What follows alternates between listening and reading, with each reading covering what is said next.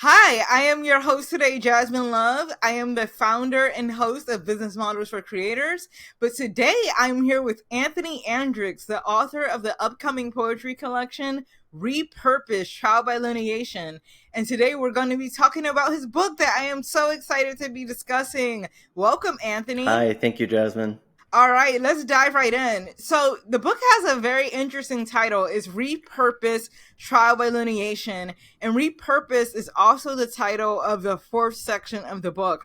So tell me, what does repurpose mean to you in the context of this creation? Sure, well, repurposed has several different meanings to me. The one that I like to start with in describing the title is think of something old, right? Like think about an old, dirty, banged up door, right? It's got character, but maybe as a door, it doesn't look so great anymore. So maybe somebody takes that and says, hey, you know what? This would make one hell of a table. Let's turn this door into a table. They do that. It's been repurposed, and now it's in somebody's dining room. It's beautiful. People come over, they comment on it. It hasn't lost the nature of being a former banged up door, but now it's just something new. Even though it brings all of that character with it, it's something new and something beautiful. That's lovely.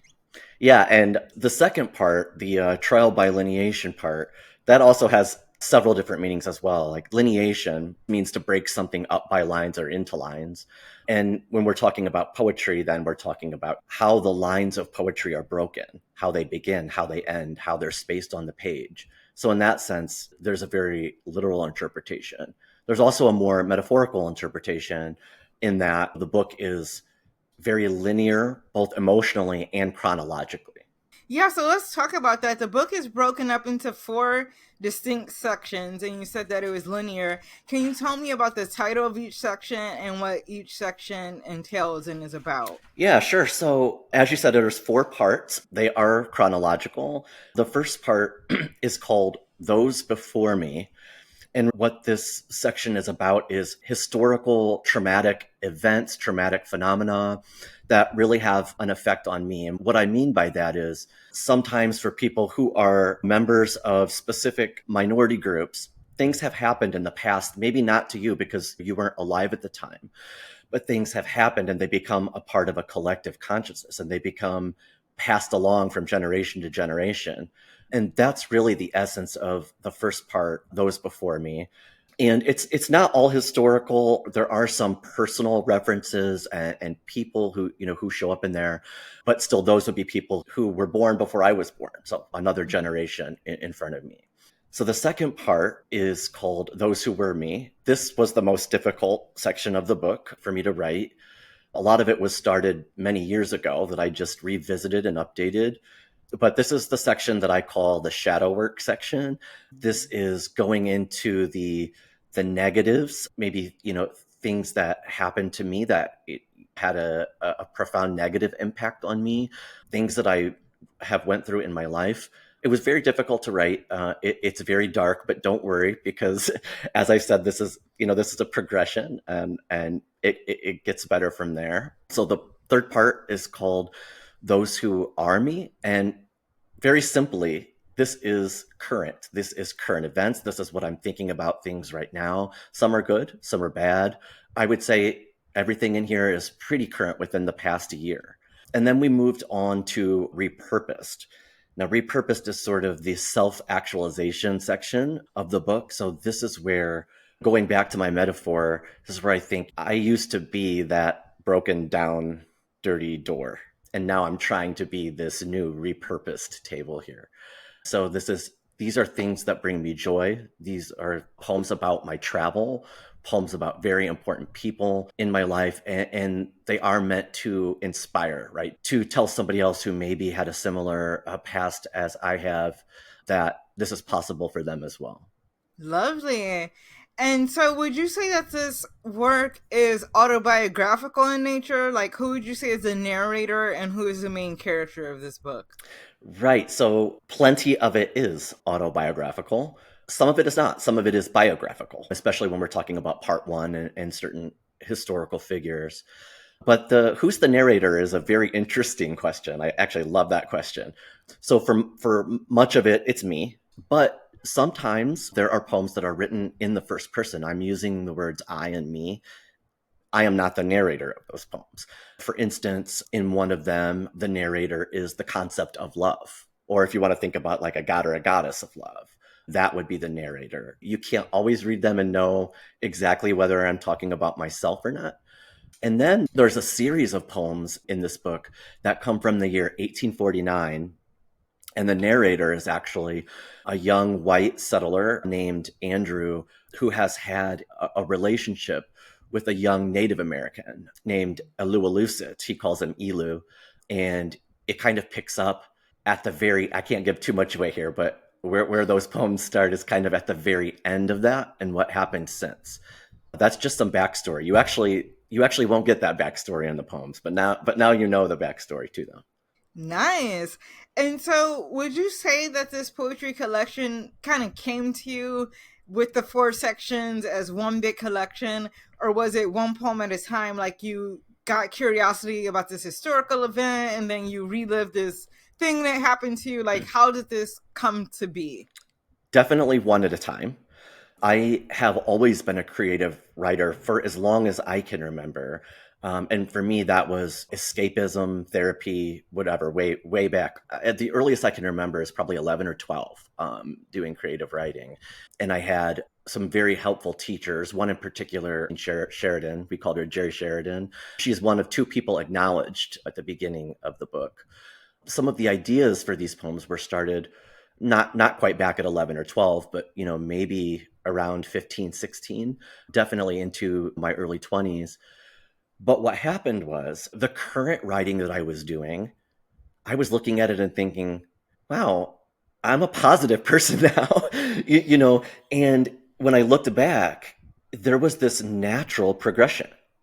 And so the book came together in the four parts. Everything came together very naturally because it really is a natural progression. Now, I did have to look at certain poems and try to think, which part does this belong in?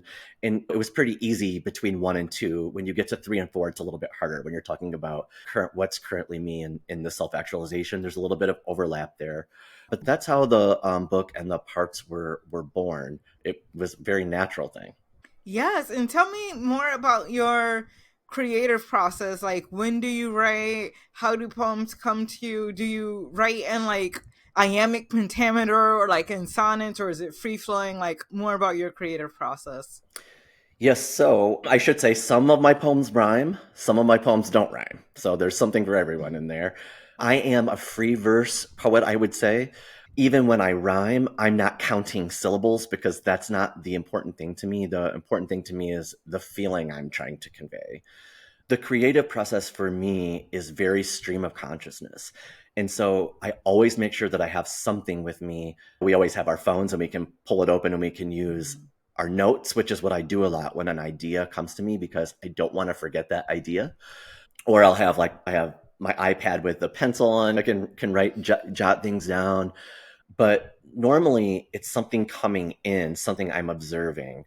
Maybe I just watched a documentary, or maybe I just had a memory of something from the past. But the way that my mind works, I have a lot of things going on in my mind at one time. My mind never stops really, unless it's time to go to bed. It's constantly running. And so when I write a poem, let's say I wouldn't just write a poem about a flower. I couldn't do that. I'm not one of those poets who could spend a lot of time on a poem just about one flower. I think those are beautiful, but mine are usually very layered because it's everything going on in my head. So when you think it's about X, it's about Y and Z as well. It's never just about one person. If it is about one person or appears to be, probably using that person as an archetype or a symbol for something larger, some larger concept. So that's pretty much how my creative process works. Yeah, and you were saying that the feeling is more important than the structure. So tell me about the feeling you want people to walk away with after they read this. What do you hope they take from it?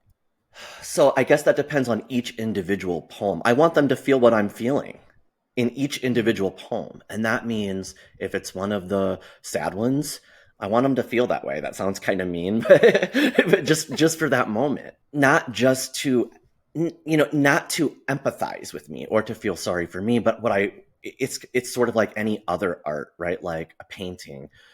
You put it out there and now it belongs to the public and the world, and you want them to identify with it in the way that they are going to identify. So best case scenario for me, somebody reads one of my sad poems, they get the feeling, it brings them along, but it reminds them about something in their own life. Of course, remembering that it gets better towards the end. So I'm taking you on that journey to be repurposed. Beautiful. And so, like, let's talk about how to read this book. It is chronological. It progresses and gets better. Would you suggest people flip to the section they're in the mood? Like, say they're sad, well, they go to section 2, or say they're happy, they go to section 4, or is it better consumed straight through chronologically in order? It's designed to be chronological, and I think it tells a better story that way. That said, especially when you get to parts 3 and 4, those could stand on their own. If I were just trying to write a positive and take out all the negative, 3 and 4 could be read in any order, and the poems in there could really stand on their own. But I think it makes for a better story and really hits the theme of the book if it is read in order. That makes sense, yes. And who would you say would enjoy this book most? Who's this book for? So the whole reason for putting it out there, this is not an easy thing for me to do. Writing, I love. It doesn't feel like work, but what I'm talking about is the sharing of it. There are some things in here that people are going to learn about me that I have never talked about publicly. I've talked about to friends, family, but never in a public manner. So for me, the sharing is the big thing. And so what I'm hoping there is that by me opening up, I could connect to somebody who maybe somebody who is in part 2 right now where I was.